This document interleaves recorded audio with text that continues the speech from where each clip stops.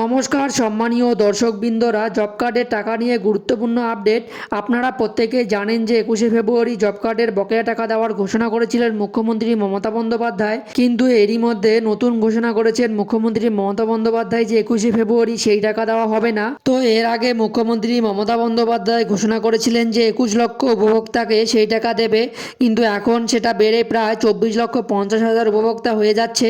তার মানে আরও বেশি উপভোক্তা টাকা পাবে এবং সেই টাকা দেওয়ার তারিখ কিছুদিন আগে ঘোষণা করেছিল যে 21শে ফেব্রুয়ারি দেবে, কিন্তু এবার সেই টাকা 21শে ফেব্রুয়ারির বদলে নতুন তারিখ ঘোষণা করা হয়েছে।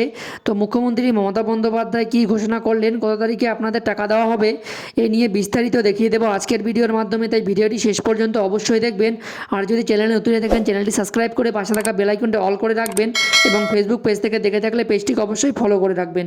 তো চলুন বন্ধুরা, ভিডিওটি শুরু করা যাক। আমি প্রথমে একটা কথা বলে নিই যে আমরা বলেছিলাম হাউজিং বাজেটে যে 100 দিনের যারা কাজ করেছে 21 লক্ষ কর্মচারী, তাদের আমরা 21শে ফেব্রুয়ারি থেকে টাকাটা দেব। আমি 7টা দিন বেশি টাইম দিচ্ছি, 1 মার্চ থেকে দেবো। তার কারণ সংখ্যাটা দেখতে গিয়ে আমায় দেখা হয়েছে, আমরা কিছু সার্ভে করতে গিয়ে দেখেছি ওটা 21 লক্ষ হবে না, ওটা 24,50,000 হবে। যেহেতু সংখ্যাটা বেড়েছে তাই আমাদের ব্যাংকের অ্যাকাউন্ট খুলে তাদের প্রসেস করতে 7 দিন টাইম লাগবে। তাই 1 মার্চের মধ্যে টাকাটা আমরা দিয়ে দেবো।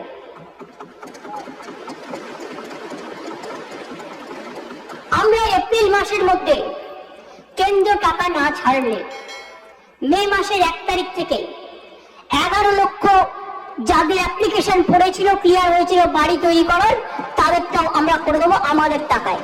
তো বন্ধুরা, আপনারা শুনতেই পেলেন, মুখ্যমন্ত্রী মমতা বন্দ্যোপাধ্যায় কিন্তু পূর্বে ঘোষণা করেছিলেন যে 21শে ফেব্রুয়ারি জব কার্ডের টাকা দেওয়া হবে, কিন্তু সেই তারিখ পিছিয়ে কিন্তু এবার 1 মার্চ থেকে সেই টাকা আপনাদের ব্যাঙ্ক অ্যাকাউন্টের মধ্যে দিয়ে দেবে, এমনটাই কিন্তু ঘোষণা করলেন মুখ্যমন্ত্রী মমতা বন্দ্যোপাধ্যায়। এর পাশাপাশি বন্ধুরা, আপনাদের কিন্তু আধার লিঙ্ক অবশ্যই থাকতে হবে ব্যাঙ্ক অ্যাকাউন্টের সাথে, নাহলে কিন্তু আপনাদের টাকা ঢুকতে সমস্যা হবে।